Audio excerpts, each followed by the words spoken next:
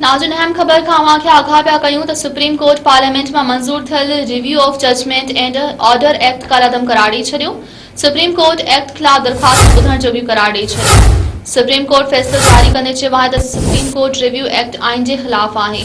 Parliament अहिड़ी कानून साज़ी जो इख़्तियार नथी रखे। पार्लियामेंट पंहिंजे दायरे इख़्तियार खे उरांघियो आहे। हिन कानून जी का बि कानूनी हैसियत नाहे।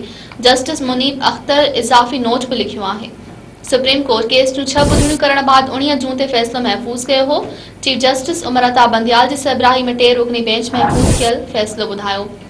सियासी मुबसरनि जो चवणु आहे त हिन फ़ैसिले खां पोइ मियां नवाज़ शरीफ़ जी वापसि वतन अचण जी राह में हिकु वॾी रुकावट खड़ी थी वई आहे।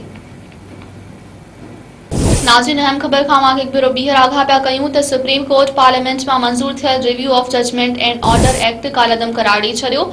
सुप्रीम कोर्ट एक्ट ख़िलाफ़ दरख़्वास्तूं ॿुधण जो बि करार ॾेई छॾियूं आहिनि। सुप्रीम कोर्ट फ़ैसिलो जारी कंदे चयो आहे त रिव्यू एक्ट आइन जे ख़िलाफ़ आहे। पार्लियामेंट अहिड़े कानून साज़ी जो इख़्तियार नथी रखे। पार्लियामेंट पंहिंजे दायरे इख़्तियार खे ओरांघियो आहे। हिन कानून जी का बि कानूनी हैसियत नाहे। जस्टिस मुनीब अख्तर इज़ाफ़ी नोट बि लिखियो आहे।